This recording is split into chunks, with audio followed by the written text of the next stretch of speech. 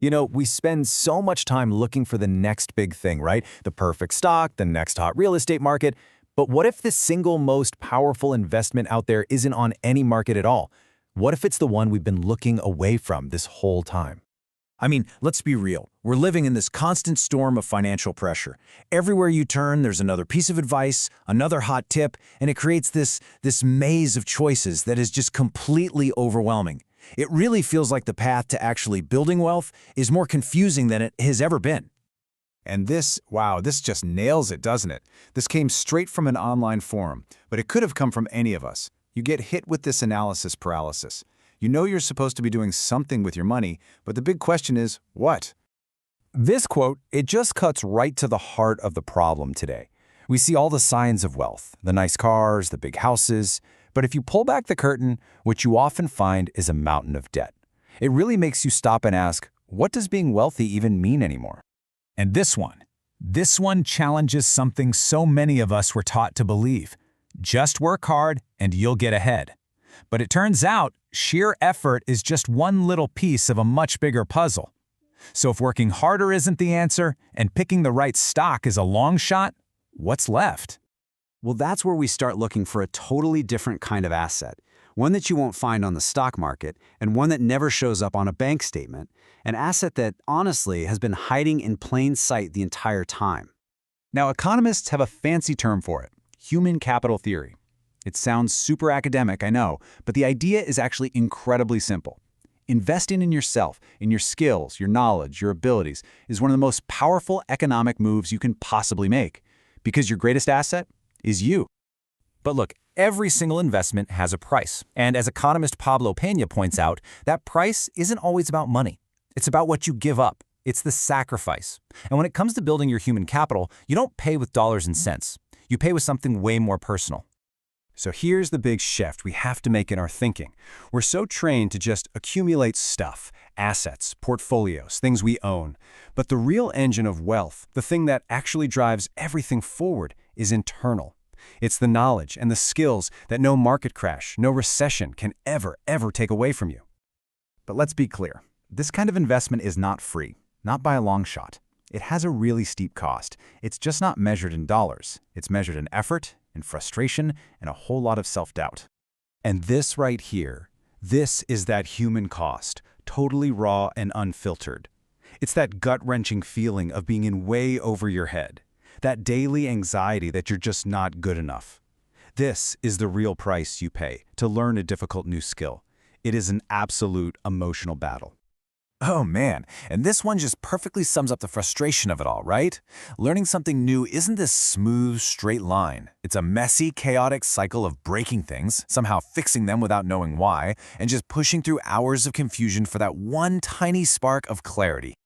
Just look at this comparison. On the left, you've got the costs of financial investing we all know, brokerage fees, market risk, putting up the cash.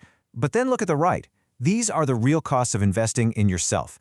The time, the sheer effort, pushing through what programmers call tutorial hell, and battling that voice in your head that says you can't do it. These are the sacrifices we're talking about.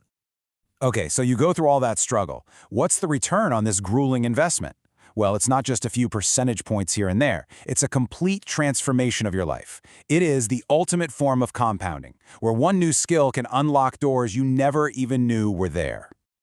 And this is the trap. This is where so many people get stuck. We've all been there, in tutorial hell.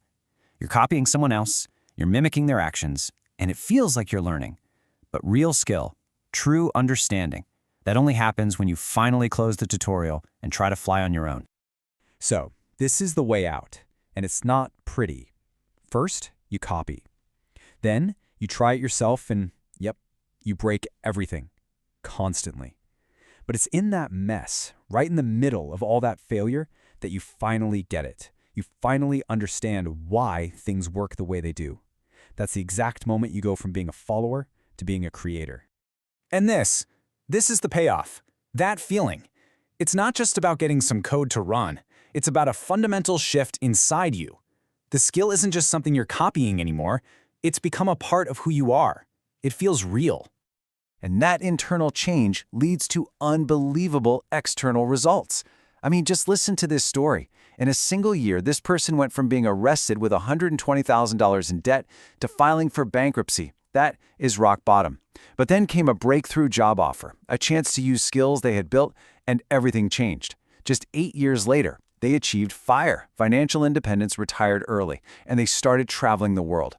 That's the insane power of this investment. And here's another jaw-dropping example, a net worth swing of more than $680,000 in just 7 years. This person went from being $30,000 in the hole to having a net worth of over $650,000. Come on, that doesn't happen because you got lucky on a stock tip. That happens when you build real skills and you put them to work year after year. But the return, it's not just about the money in the bank. Look at this. On the left, you have a high earner making $320,000 a year, but they're totally stressed out, buried under a massive mortgage and student loans. Then on the right, you've got a dad who never made more than $70,000 a year, but he's fully retired at 58, has zero debt, and just chills. It poses a really powerful question, doesn't it? Who is actually wealthier here? And in the end, this is what it's all about. This is the goal. The ultimate return on investing in yourself isn't just a number in an account. It's freedom. The freedom to choose what you work on, to follow what you're passionate about, to actually design the life you want to live. It's the freedom to get off that hamster wheel for good. So when you put it all together, the takeaway is actually really simple, but it's also incredibly profound. The most valuable, the highest returning, and the most secure asset you will ever have isn't something you can buy. It's something you have to build. It's you. Which really just leaves us with one final question to think about.